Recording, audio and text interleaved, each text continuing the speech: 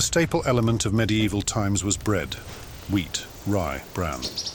They were used to make bread from coarse black to refined white. Food in the medieval times wasn't as scarce as the average person thinks. Depending on the region of the time, it was filled with experimentation as well as the continuous development of basic meals today, like bread.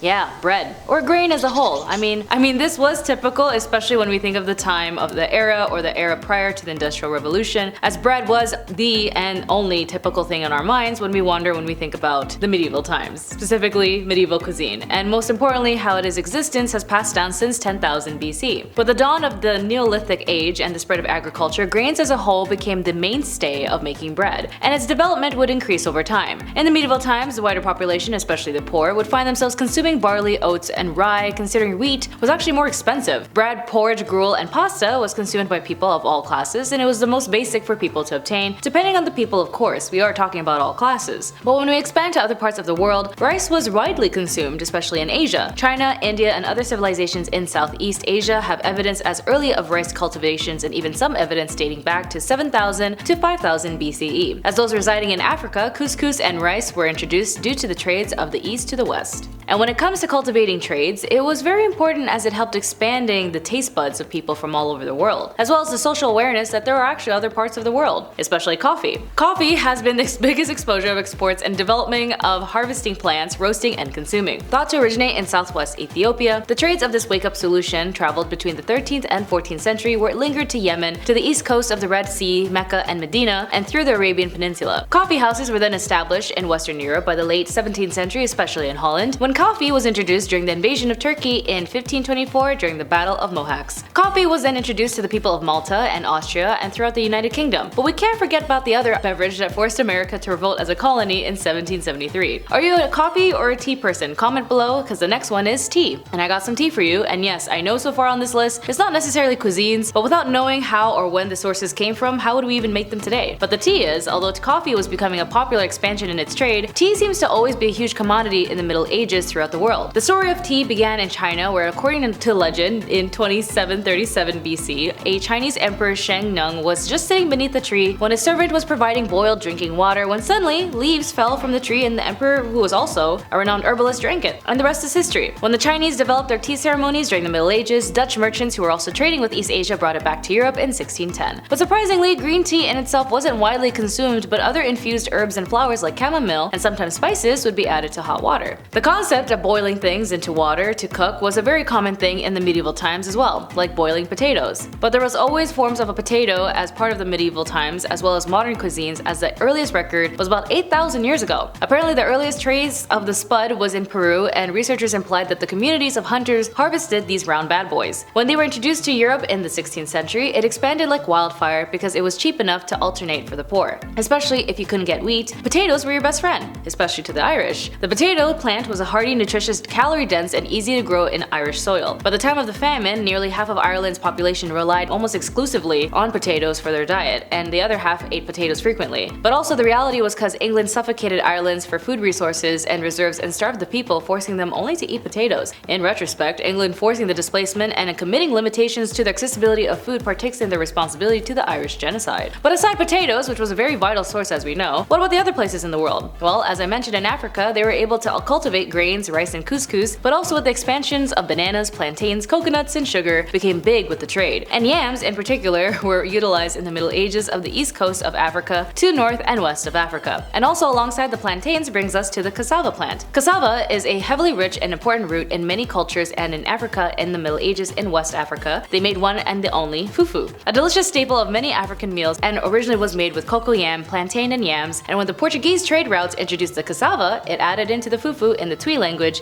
a language from Ghana meaning mix or mash. Fufu is used to eat other dishes like peanut soup, goat meat, and smoked fishes. But most popular with fufu is okra-based soups and stews. I've tried fufu and it's delicious, but of course it's an acquired taste to those who aren't familiar with its texture. Speaking of texture, with bakers and butchers being essential job positions in the Middle Ages, the combinations of bread and grains and rice and meats became very apparent. From meat pies, deconstructed fruit tarts, especially apples, as apples were easier to obtain in Europe and Western terrain. Deconstructed fruit tarts, specifically specifically apples, as apples were easier to obtain in European and Western terrain. The Catholic and Orthodox churches and their calendars had great influence on the eating habits. Consumption of meat was forbidden for all full year of most of the Christians. All animal products, including eggs and dairy products, were the strictest during fasting periods, including fish, as also fish, were generally prohibited during the Lent and fast. Additionally, it was customary for all citizens to fast before the Eucharist, as these fasts were occasionally for a full day and required a total abstinence. As well, in Africa and the Middle East, Islam had a huge impact on whether something was halal or not, which is the Islamic word for lawful or permitted. When it comes to pork, as it was extremely haram, which means not permitted. So in these cultures, even now and then before the Middle Ages, goat or beef or chicken,